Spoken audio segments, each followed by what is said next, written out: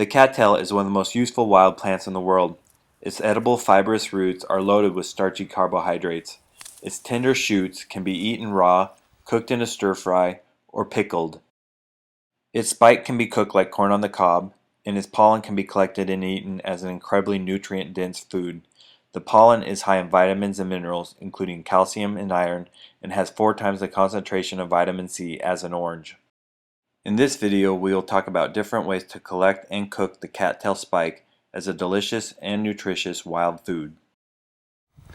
So here's a part of a cattail flower that most of us are used to seeing because it persists on the plant for so long. This was a year old, it's been through the winter and releases these fluffy little seeds.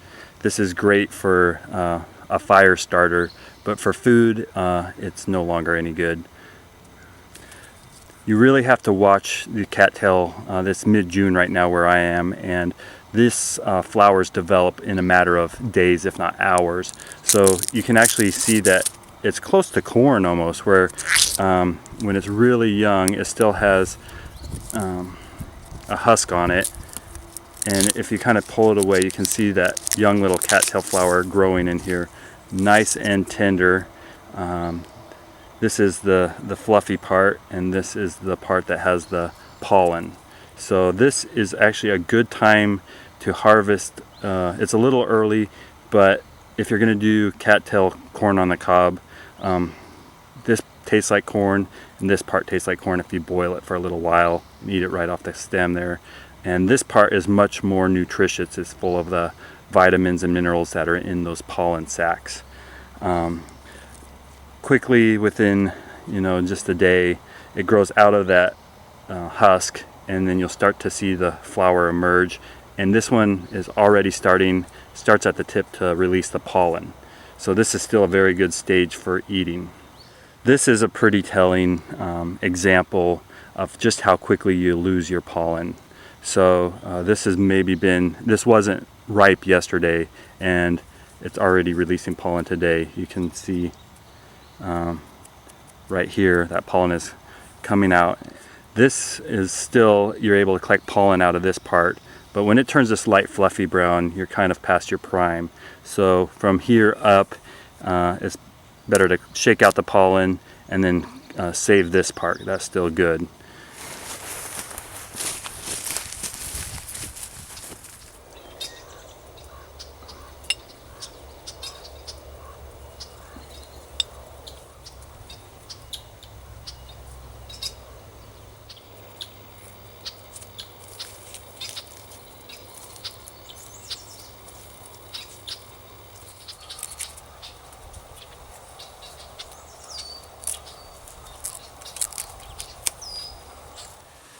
So here's my result back in the kitchen of collecting cattail flowers of about an hour of work.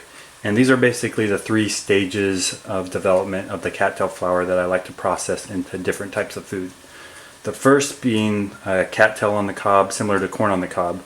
I prefer to eat it as corn on the cob or cattail on the cob when the pollen part is still hard, it hasn't released the pollen yet. And so if it's firm, it's not falling apart, not flaking off. Both the top and the bottom part are good for boiling and eating on the cob. Very tasty and a good wild food.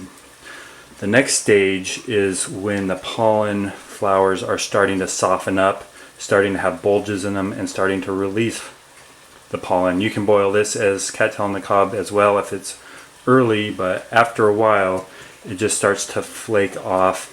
This brown fluffy part isn't very good. Most of the cattail pollen has flaked off, and it's just this kind of dead flower part. So for this part, what I like to do is just take the part that still has cattail pollen in there, a little flaky stuff, and I just strip that off, and I'll pile that up. And what I'll use that for is it's loaded with nutrition, high in vitamin C, different minerals, and I'll use that as a thickener on different wild food recipes as a flour or a thickener in soup. Just another way to add nutrition to your diet from some of the wild food we collected. So all these fluffy ones in that bowl, I'm going to strip the cattail flower and the pollen off and collect it. You can do this in the field as well, and I'll probably either dry it or freeze it, and that way I can use it throughout the year and add to different recipes. It's a very effective and fast way to collect the nutritious wild food, as just take off the whole flower and save it. The third stage of collecting wild food, and you'll see this a lot in survival books, is the pollen. This is incredibly nutritious, nutrient dense, very, very high in vitamin C, different minerals. And this represents about 40 different flowers shaking them. And it's just that pure pollen. In about 40 flowers collected, a little less than half a cup. So it's not a very efficient way to collect a large amount of food. But you do have this fine powder that you can add to different things and really add some nutritious vitamins and minerals. So I will save this, and you'll see this used in different recipes later in the year on some of my wild food cooking videos. So now what I'm going to do is start boiling this cattail on the cob. You can see even some of them have a husk just like corn on the cob.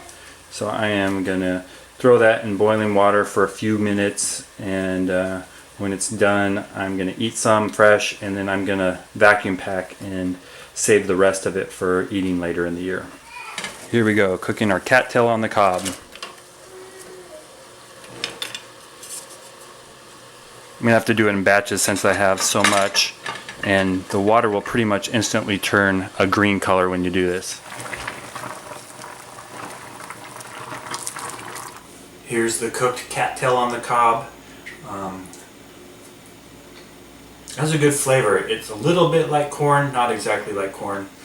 But I really enjoy eating cattail on the cob, and it's something my boys really enjoy too. I was surprised when I gave it to them how much they liked it. So you should try cattail on the cob. It's really good.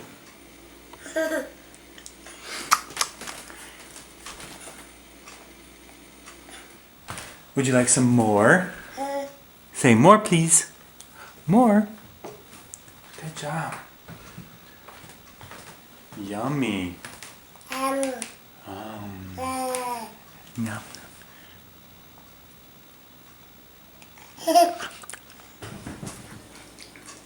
What does it taste like? I mean corn.